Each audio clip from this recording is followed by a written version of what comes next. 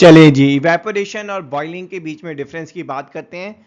दोनों ही वेपराइजेशन के फिनोमिना हैं जहां पर लिक्विड गैस में कन्वर्ट हो रहा है, बट दोनों प्रोसेस जो है वो टोटली डिफरेंट है।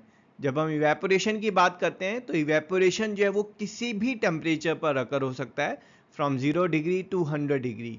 बट बॉइलिंग जो है वो सिर्फ और सिर्फ बॉइलिंग पॉइंट पर ही अकर हो सकता है, that is eight fix temperature. ठीक है, जो इवेपोरेशन है वो किसी भी टेम्परेचर पर होता है और इसके लिए आपको हीट एनर्जी की रिक्वायरमेंट नहीं है।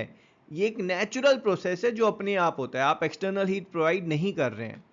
और बॉइलिंग जो है वो एक नेचुरल प्रोसेस नहीं है, यहाँ पर continuous external heat is required. ठीक है, आपको एक एक्सटर्नल सोर्स से जो है कॉन्टिन्यूसली हीट प्रोवाइड करनी पड़ेगी। जब हम इवेपोरेशन की बात करते हैं तो ये एक स्लो प्रोसेस है। ठीक है, it takes time for surface to evaporate.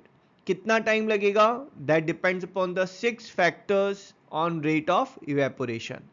और बॉइलिंग की बात करेंगे तो बॉइलिंग जो है ये एक फास्टर प्रोसेस है, जहां पर जो है कॉन्टिन्यूस जो है आपका लिक्विड फॉर्म से गैसियस फॉर्म में कन्वर्जन हो रहा है। इवेपोरेशन जो है ये आपका सरफेस फिनोमिना है जो सिर्फ और सिर्फ सरफेस पे होता है। जो मॉलिक्यूल जिनकी स्पीड जो है सफिशिएंट है, काफ़ी हाई है to to escape the intermolecular force, और वो अगर सरफेस पे हैं, then the evaporation is taking place. जबकि बॉइलिंग जो है वो थ्रू आउट द लिक्विड होता है, स्पेशली जहाँ पर हीट सोर्स है वहाँ पर आपका जो वाटर मॉलिक्यूल्स हैं वो कन्वर्ट हो रहे हैं वेपर में, and then they are forming bubbles and then they are coming at the surface and leaving it. तो इवेपोरेशन में बबल्स फॉर्म नहीं होते हैं, बॉइलिंग में बबल्स फॉर्म होते हैं।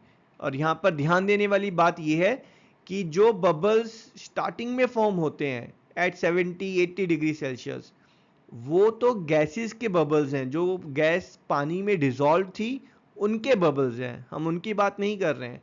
100 डिग्री सेल्सियस पर जो बबल्स फॉर्म हो रहे हैं तो वो पर्टिकुलर लिक्विड के वेपर्स जो हैं वो बबल फॉर्म कर रहे हैं। और लास्ट जो इवेपोरेशन है उसमें वो एक कूलिंग इफेक्ट पैदा करता है, और यहाँ पर जो है टेम्परेचर डिक्रीज होता है क्योंकि जो हाई एनर्जी मॉलिक्यूल्स हैं वो सरफेस से लीव कर रहे हैं। बॉइलिंग में ऐसा नहीं है, टेम्परेचर फिक्स्ड है, कॉन्टिन्यूस हीट जो है वो प्रोवाइड की जा रही है, और यहाँ पर टेम्परेचर जो है वो कांस्टेंट रहता है, डिक्रीज नहीं करेगा। That's all. आई होप आपको इवेपोरेशन एंड बॉइलिंग के बीच में जो डिफरेंसेस हैं those are crystal clear. I will see you in next video. Till then, tata, bye bye.